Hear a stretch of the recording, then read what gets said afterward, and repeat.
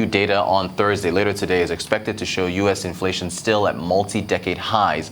But Federal Reserve officials are holding out hope that the peak may be near. The headline Consumer Price Index is expected to have increased more than 7% in January on an annualized basis, a level reminiscent of the inflation shocks of the 1970s and 1980s that has pushed the Fed to accelerate plans to raise borrowing costs and reduce its holdings of government bonds and mortgage-backed securities. For more of these headlines, we're going to be joined by Olumide Adesina, financial analyst with Quantum Economics. Olumide, good morning to you. Thank you so much for joining us. So as far as the inflation prints for the United States, is the Fed's hope fleeting, or what do you think we're going to see later on when those numbers come out? I think from bookmakers, the narrative is that we expect another record number coming out later today, inflation number, knowing fully well that inflation is moving at more than 2-decade high, and body language from Fed speakers are showing that the moderators are already hawkish, and any reasons that come higher than that, trust me, I think we're going to see downward movements in risky assets, and that's already starting today. We're already seeing gold ranging between £1,805, and that's because investors are looking at how the markets react. But I think, to be fair, I think it's pretty much a done deal that the US Fed will increase interest rates by 750 basis points this year. Let's see how things work out there. What do you make of the numbers coming out of Japan? Producer price inflation, I think, 11th month in a row now that those numbers have increased.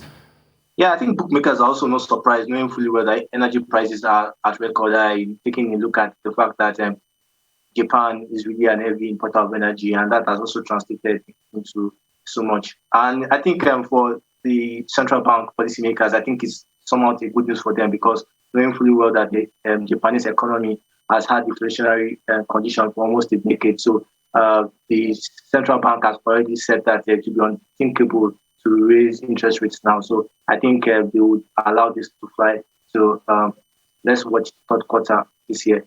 All right. And to the Reserve Bank of India, analysts a bit surprised that they didn't make any change to their benchmark interest rates. What do you make of that decision over in India? Yeah.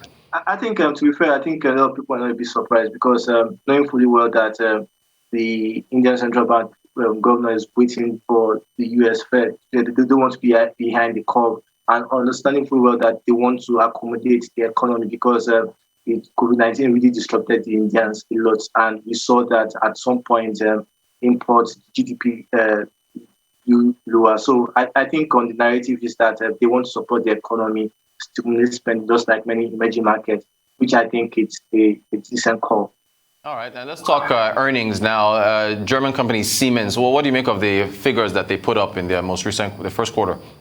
Yeah, the earnings were surprise bookmakers also, but you have fully well that semiconductor played a major role in their earnings reports. Take a look at many of the software and cloud providers.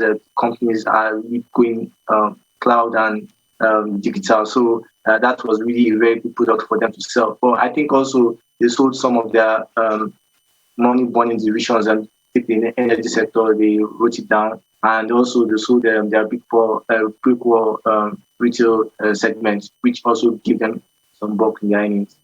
And as far as, I think it wasn't all good, though. I believe one of their spin-offs reported a loss. Yeah, the energy division. Yeah. Okay. Yeah, the energy division. And that was why we saw that result coming in impressively. I think that was a smart move, knowing fully well that they've not been able to yield the desired results in that sector.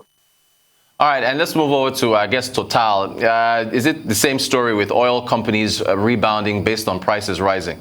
Exactly. We're not surprised after looking at British Petroleum's report coming out and breaking record earnings by 8 years. So the narrative is that we saw many of these energy majors, crude oil brought in record gains of 3% year to date. And also in 2022, crude oil prices are rising. So it was not surprising to see that the French energy major was doing well. And also to reward investors, I think the French energy company also announced the fact that they will do about $2 billion share buyback. So that would also support the price in the near time.